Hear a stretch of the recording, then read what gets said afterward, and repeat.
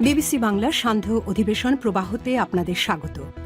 আজ আপনাদের সাথে লন্ডন স্টুডিও থেকে আছি মানসী বড়ুয়া। বাংলাদেশের সর্বশেষ গুরুত্বপূর্ণ আপডেট সংবাদে আপনাকে স্বাগত। শুরুতেই সংবাদ শিরোনাম, পরে বিস্তারিত।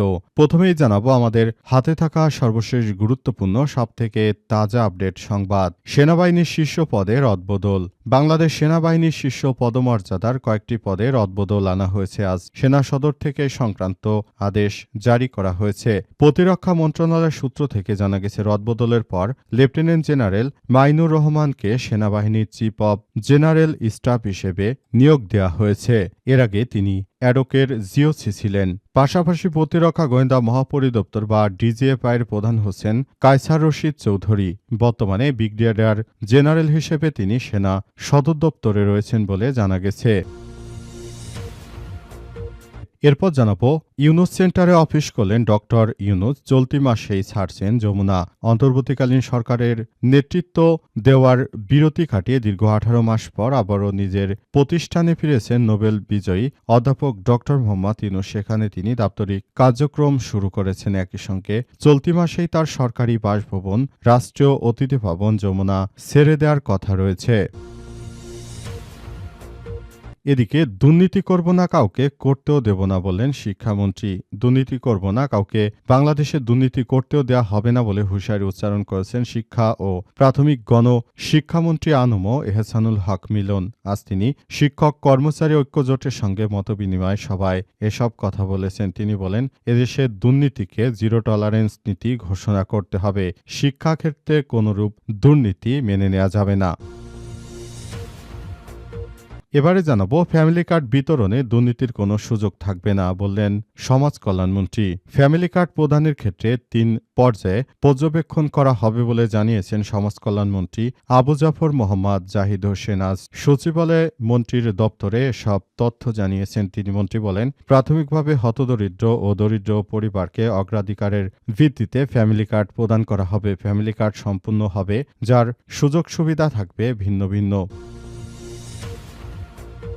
এবং সর্বশেষ জানাবো, যুক্তরাষ্ট্র ভারতের মধ্যকার বাণিজ্য চুক্তির বৈঠক স্থগিত। ট্রাম্পের প্রশাসনের পাল্টা শুল্ক বৃদ্ধির সিদ্ধান্তকে অবৈধ ঘোষণা করেছে মার্কিন সুপ্রিম কোর্ট। উদ্ভূত পরিস্থিতি পর্যালোচনার জন্য ভারত ও যুক্তরাষ্ট্রের মধ্যকার অন্তর্বর্তীকালীন দ্বিপাক্ষিক বাণিজ্য চুক্তি নিয়ে অনুষ্ঠিত বৈঠক স্থগিতের সিদ্ধান্ত নেওয়া হয়েছে। দুই দেশের প্রধান বাণিজ্য আলোচকদের নেতৃত্বে 3 দিনব্যাপী একটি বৈঠক আগামী 23শে ফেব্রুয়ারি যুক্তরাষ্ট্রে অনুষ্ঠিত হওয়ার কথা ছিল।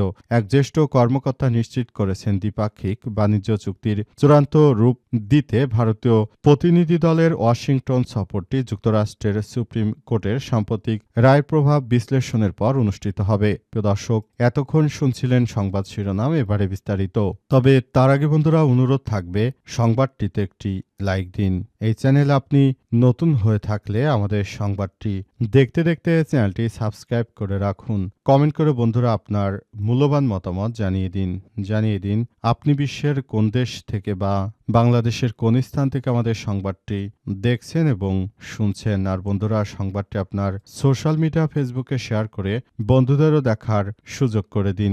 গাজা যুদ্ধে আপনি যদি নিরীহ ফিলিস্তিনিদের ভালোবেসে থাকেন, কমেন্টে ইয়েস লিখে পুরো বিশ্বকে জানিয়ে দিন। এবারে বিস্তারিত। সেনাবাহিনীর শীর্ষ পদে রদবদল। বাংলাদেশ সেনাবাহিনীর শীর্ষ পদমর্যাদার কয়েকটি পদে রদবদল আনা হয়েছে। আজ সেনা সদর থেকে সংক্রান্ত আদেশ জারি করা হয়েছে বলে প্রতিরক্ষা মন্ত্রণালয় সূত্র থেকে জানা গেছে। রদবদলের পর লেফটেন্যান্ট জেনারেল মইনুর রহমান সেনাবাহিনীর চিফ অব জেনারেল স্টাফ হিসেবে নিয়োগ পেয়েছেন। এর আগে তিনি অ্যাডকের জিওসি ছিলেন। পাশাপাশি প্রতিরক্ষা গোয়েন্দা মহাপরিদপ্তর বা ডিজিএফআইয়ের প্রধান হচ্ছেন কায়সার রশিদ চৌধুরী। বর্তমানে ব্রিগেডিয়ার জেনারেল হিসেবে সেনা সদর দপ্তরে রয়েছেন তিনি।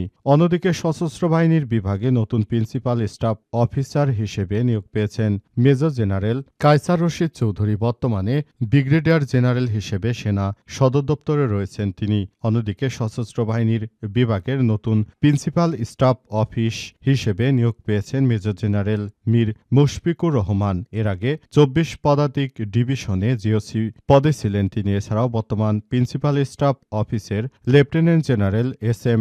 কামরুল হাসানকে রাষ্ট্রদূত করে পররাষ্ট্র মন্ত্রণালয়ে বদলি করা হয়েছে। সেনাবাহিনীর শীর্ষ পদমর্যাদার কয়েকটি পদে রদবদল আনা হয়েছে। সেনা দপ্তর এ সংক্রান্ত এক আদেশ জারি করেছে বলে প্রতিরক্ষা মন্ত্রণালয় সূত্র থেকে জানা গেছে। বিএনপি সরকার আসার পর থেকে সেনাবাহিনীর এই ঊর্ধ্বতন পর্যায়ে তারা রদবদল শুরু করেছে। ইউনুস সেন্টারে অফিস করলেন ডক্টর ইউনুস। চলতি মাসেই ছাড়ছেন যমুনা। অন্তর্বর্তীকালীন সরকারের নেতৃত্বে দেওয়ার বিরতি কাটিয়ে দীর্ঘ 18 মাস পর আবারও নিজের প্রতিষ্ঠানে ফিরেছেন নোবেল বিজয়ী অধ্যাপক ডক্টর ইউনুস। সেখানে তিনি দাপ্তরিক কার্যক্রম শুরু করেছেন।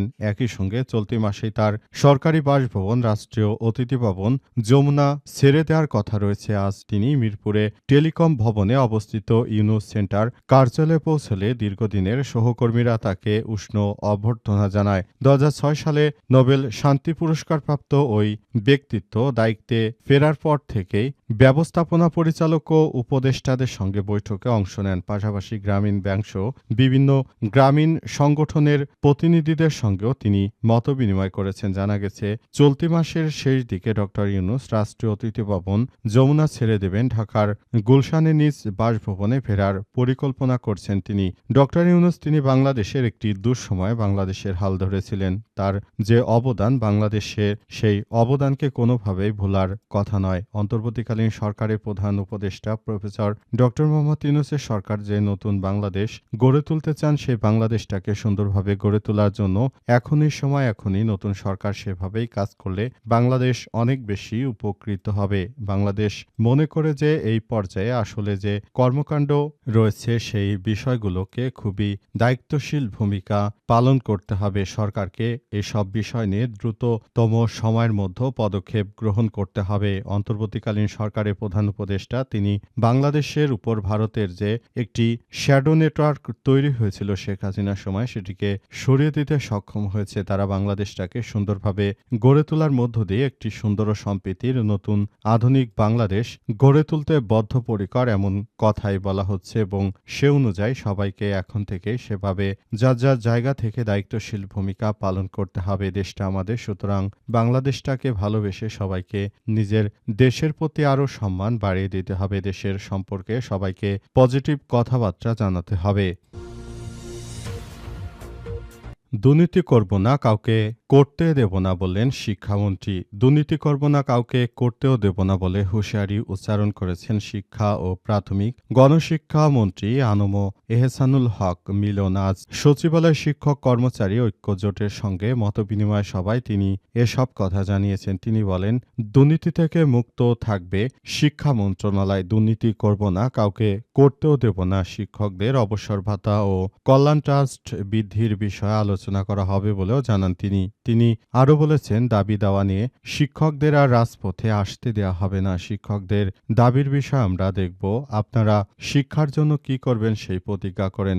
এছাড়াও এহসানুল হক মিলন আরও জানিয়েছেন যে বিগত সময়ে অটো পাস, পড়াশোনা না করে পাস যে সংস্কৃতি বাংলাদেশে তৈরি হয়েছিল, সেই জায়গা থেকে আমাদের সবাইকে এখনই বেরিয়ে আসতে হবে। তিনি আরও জানিয়েছেন যে দেশের মানুষ এক স্বৈরাচারকে বিদায় করেছে। দেশটাকে যেন ভালোভাবে শিক্ষা প্রতিষ্ঠিত হয়, সেই প্রত্যাশা নিয়ে সবাই একটি সুন্দর সম্প্রীতির আধুনিক বাংলাদেশ গড়ে তুলতে চায়। সেই বিষয়গুলোর দিকে সবাইকে নজর দিতে হবে। তিনি আরও জানিয়েছেন যে আমাদের প্রতিটি জায়গায় এখন থেকে অন্তর্বর্তীকালীন সরকারের প্রধান উপদেষ্টা প্রফেসর ডক্টর মোহাম্মদ ইউনূসের সরকার যে নতুন বাংলাদেশ গড়ে তুলতে চান, সেই বাংলাদেশটাকে সুন্দরভাবে গড়ে তোলার মধ্য দিয়ে বাংলাদেশটাকে আরও সুন্দরভাবে এগিয়ে নিয়ে যাওয়ার সিদ্ধান্ত গ্রহণ করতে হবে। অন্তর্বর্তীকালীন সরকারের প্রধান উপদেষ্টা প্রফেসর ডক্টর মোহাম্মদ ইউনূসের সরকার যে নতুন বাংলাদেশ গড়ে তুলতে চায়, সেই বিষয়টি অত্যন্ত গুরুত্ব সহকারে দেখতে হবে এবং সেই ব্যাপারগুলোকে আবারও নতুন করে সবকিছু দেখভাল করতে হবে। অন্তর্বর্তীকালীন সরকারের প্রধান উপদেষ্টা প্রফেসর ডক্টর মোহাম্মদ ইউনূস তিনি একটি বাংলাদেশকে গড়ে তুলতে চান এবং সেই বাংলাদেশটাকে পুরো বিষয়গুলো সবকিছু দেখভাল করতে হবে বলে নিশ্চিত করা হয়েছে। ফ্যামিলি কার্ড বিতরণে দুর্নীতি কোনো সুযোগ থাকবে না বললেন সমাজ কল্যাণমন্ত্রী। অন্তর্বর্তীকালীন সরকারের প্রধান উপদেষ্টা ক্ষমতায় থাকতে তারেক রহমান জানিয়েছিলেন যে তিনি ক্ষমতায় গেলে সবাইকে ফ্যামিলি কার্ড দেবেন। এখন সেই ফ্যামিলি কার্ড দেওয়ার প্রতিশ্রুতি বাস্তবায়নের সময় এসেছে এবং এখন থেকে সবাইকে ফ্যামিলি কার্ড দেওয়ার বিষয়টি নিয়ে কাজ করতে হবে। তারেক রহমান যদি ফ্যামিলি কার্ড সবাইকে দিতে চান তাহলে অবশ্যই তাকে সব বিষয় খুবই গুরুত্ব সহকারে দেখতে হবে। তিনি যদি সবার মধ্যে এই ফ্যামিলি কার্ড বিতরণ করতে চান তাহলে সেটা দেশের দরিদ্র মানুষের জন্য আরো অনেক বেশি ভালো হবে। তাই ফ্যামিলি কার্ড দেওয়ার ক্ষেত্রে সরকার কোনো ধরনের দুর্নীতি বরদাস্ত করবে না। সরকার চায় একটি দুর্নীতিমুক্ত আধুনিক বাংলাদেশ গড়ে তোলার জন্য। সে অনুযায়ী সবাইকে নিয়ে একটি সুন্দর ও সম্প্রীতির আধুনিক বাংলাদেশ গড়ে তুলতে হবে। সেজন্য তারেক রহমানের নির্দেশনা এবার ফ্যামিলি কার্ড দেয়া হবে এমন এমন মানুষদেরকে যারা অতি দরিদ্র এবং তাদেরকেই মূলত এই ফ্যামিলি কার্ড দেয়া হবে বলে জানানো হয়েছে। ফ্যামিলি কার্ড দেওয়ার মধ্য দিয়ে আসলে নির্বাচন পরিপূর্ণভাবে করতে চায় বিএনপির পক্ষ থেকে আজ অবশ্যই এসব বিষয়গুলোকে নিয়ে খুবই গুরুত্ব সহকারে সবকিছু দেখা হচ্ছে এবং এই ব্যাপারটিকে অন্তত নতুন বাংলাদেশ গড়ে তোলার জন্য সবাইকে নিয়ে আবারও এগিয়ে যেতে হবে এমন কথাই জানানো হচ্ছে এবং সে অনুযায়ী সবাইকে কাজ করার বিষয়টি নিয়ে তিনি দাবি করেছেন এবং সেখান থেকে বলা হয়েছে যে সবাইকে নিয়ে এখন থেকে একটি সুন্দর ও সমৃদ্ধির বাংলাদেশ গড়তে বদ্ধপরিকর।